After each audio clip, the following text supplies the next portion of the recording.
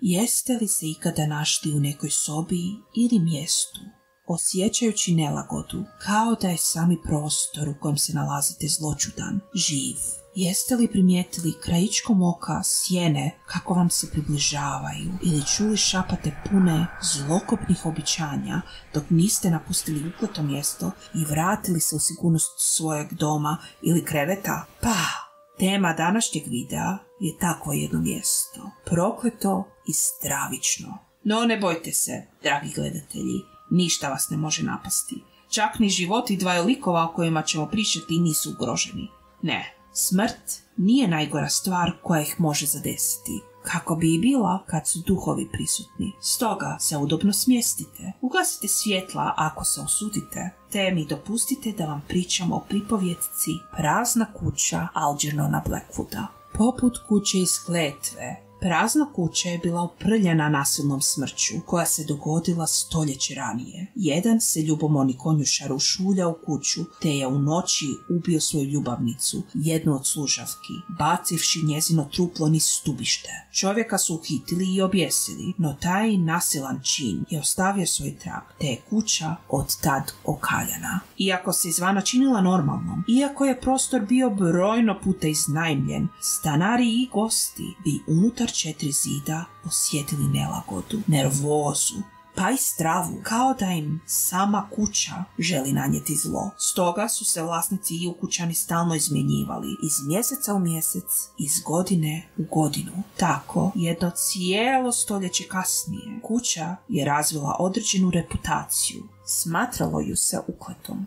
Takvu kuću bi većina ljudi izbjegavala, no teta Julija, stara usidjelica, nije bila većina ljudi. Željela je provesti barem jednu noć u ukletoj kući, te je u tu svrhu nabavila ključeve kako bi svoj naum ostvarila. Međutim, iako je imala želju, nije bila skroz sigurna u svoju volju da neće izgubiti glavu kad se nađe unutar ukletog prostora, pa je brzim telegramom pozvala svojeg mladog, neustrašivog nečaka, Jima Shorthousea. Nakon što mu je objasnila razlog svojeg poziva, mladić odluči pratiti tetu u njezinu ludu avanturu pod jednim uvjetom, da ostane razborita i ne dopusti da ju strah prevlada. Glupog li uvjeta kad se ide u očito ukletu kuću, što teta sama istakne, ali bila je sigurna da će njegova hrabrost i nju održavati jednako snažnom. Ostatak večeri Jim je provao u sakupljenju hrabrosti i učvršćivanju željezne volje. No, kad su u 10:30 napustili toplinu Julinog malog doma, Jim shvati da ga čeka teški zadatak.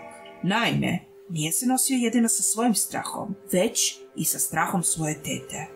Polako se zapute prema ukletoj kući, njihovi koraci odzvanjajući praznim ulicama. Mjesec se polako dizao, osvjetljavajući im put. Sve je bilo sablasno tiho, ni povjetarca nije bilo. Ispod koje kuće se vidjelo još neko osvjetljenje, ali se inače činilo kao da su sami na svijetu. Za razliku od standardnih ukletih mjesta, kuća se nije nalazila u nekome šumarku, izolirana od ljudi, već je bila nasred jednog malog trga, okružena identičnim kućama. Jedino je atmosfera unutar njezinih zidova odavala pravu stravu. Na trenutak dvoje avanturista zastanu kad su došli pred trg, ali sigurno nastave do kuće. Trebalo je nekoliko sekundi da Jim otključa vrata, nekoliko sekundi punih napetosti i iščekivanja, prije nego li su se crna vrata škripeći otvorila. S druge strane ih je dočekao mrkli mrak. Okrenuvši se zadnji put prema trgu, teta i nečak napuste sigurno svjetla u potpunu tamu, zalupivši vrata iza sebe. No čim su se vrata zatvorila, pored njih se netko glasno nakašlje. Jim instinktivno zamahne svojim štapom, ali umjesto nekog derana presjeće jedino zrak. Netko je ovdje. Osjetila sam ih, prošapće Julija drhtavo. No Jim se nije dao smesti tako rano, te ubrzo izvade svijeću i upali ju, osvjetlivši široki tamni hodnik. Našavši se unutar uklete napuštene kuće, osvjetljene jedino svijećom i odsjajem mjeseca koji je prostor činio jezovitijim, Jim se zaželi sigurnosti malog trga i tetine kućice, ali odmah odbacite misli. Ako išta, otkrićemo da je Jim praktičan, pa se sigurno okrene teti obavijestivši ju da će sad detaljno i pozorno istražiti sve prostorije kako bi se uvjerili da su potpuno sami i tako raspršili strah koji ih je zahvatio. Teta se s njim složi, međutim i jedan i drugi su imali svoje uvjete. Ona da ju nikad ne napusti, dok je njegov uvjet bio da bilo koji zvuk ili pomutnju istraže, jer neakcija će roditi daljnji strah. Stoga, složivši se, skrenu odmah na lijeva vrata, u praznu blagavaonicu. Otud su ušli u knjižnicu, te opet izašli na hodnik, taman pred stubištem za kuhinju. Iako se prostor činio napuštenim, dobili su dojam kao da je njihova prisutnost omela odaje koje su posjetili. Osjećali su kao da ih nešto promatra, nešto zlobno, opasno. Promatra i čeka svoju priliku. Spustivši se u kuhinju, pregledali su sve odaje, te im je jedino ostala praonica, čija su vrata bila pritvorena. Otvorivši vrata, teta jedva priguši svoj vrisak, dok se Jimu krv sledila u žilama, jer pred njima je stajala mrtvo blijeda prilika žene, gledajući ih divljim, intenzivnim pogledom, ali sljedeći trenutak nestane. Ostanu ukopani, ali Jim, uvjeravajući se da im se pričinilo pred očima, uspije se pokrenuti, te, zajedno s tetom, napuste kuhinju, zaključavši vrata za sobom. Nakon što su pregledali podrum i prizemlje, upute se na prvi kat, gdje su bile 2 sobe za primanje, odvojene preklopnim vratima. Odaje su bile prostrane, s obzirom da namještaja nije bilo, te su nakon temeljitog pregleda otišli nazad na stubište kako bi se popili na sljedeći kat. A onda su čuli šum preklopnih vrata koja su se zatvorila. Držeći se svojeg uvjeta, Jim i teta se vrate nazad na prvi kat i ponovno uđu u sobu za primanje. I stvarno, preklopna vrata su sad bila zatvorena. Jim ih otvori, očekujući nekoga na drugoj strani, ali ga dočeka tama i muk. Zajedno s tetom pokuša rekonstruirati da se vrata sama zatvore, ali im ne pođe za rukom. Koliko god pokušavali, što god napravili, ispostavilo se da se vrata jedino mogu zatvoriti ako ih netko potegne.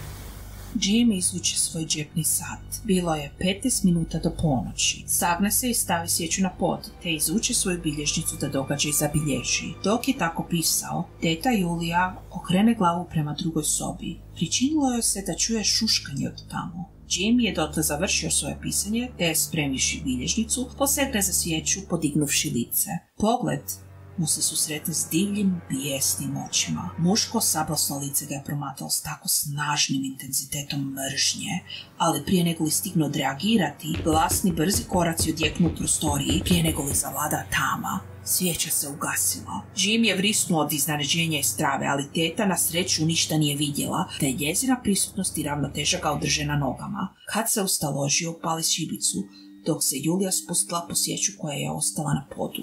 No, kratko olakšanje svjetla brzo napusti Jima kad spazi da je svijeću nešto zgazilo, no sve pomisli o medijima i njihovim utjecajima na paranormalno brzo odbaci iz uma.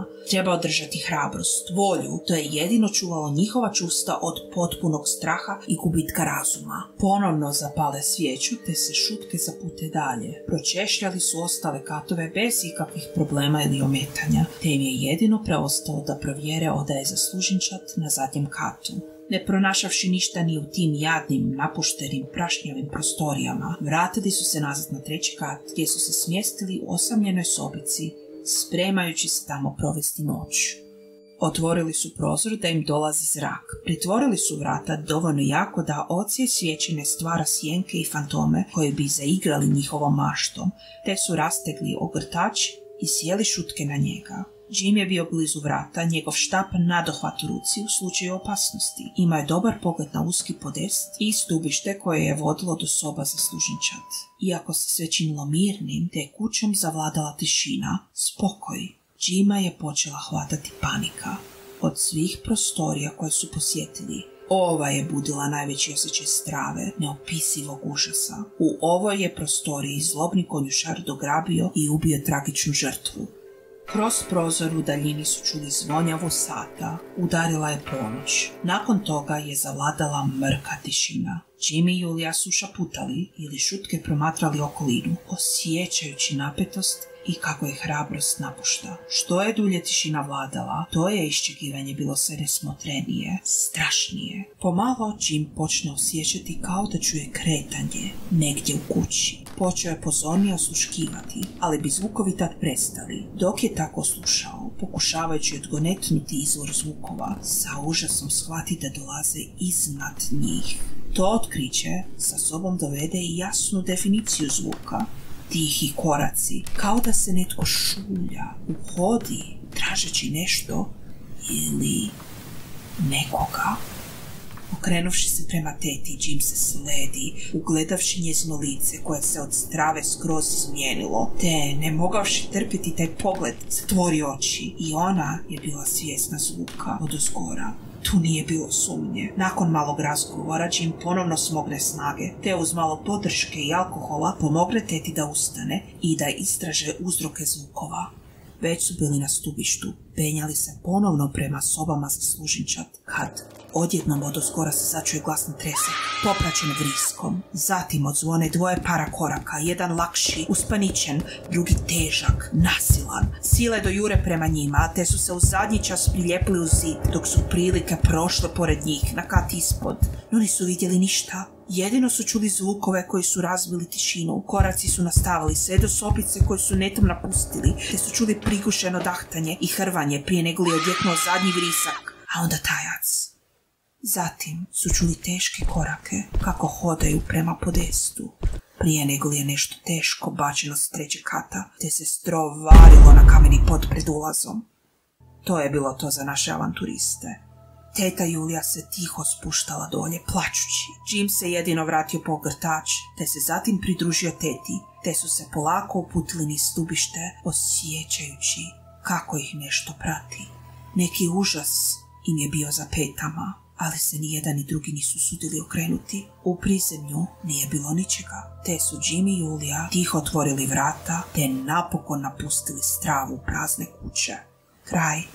Pa, nadam se da vam se ova priča sviđala. Iako nije toliko strašna kao neke druge Blackwoodove pripovijesti, njegovi opisi i detaljna atmosfera su uvijek užitak za čitati i doživjeti. Nadam se da sam svojim prepričavanjem i ilustracijama uspjela stvoriti taj ugođaj. Ako vam se ovaj video sviđa, ostavite like, možda komentar ili dva i pretplatite se ako još niste. Podijelite ovaj video sa svima koje bi zanimao, zabavio ili ih prestrašio. Puno hvala na gledanju i vidimo se sljedeći put.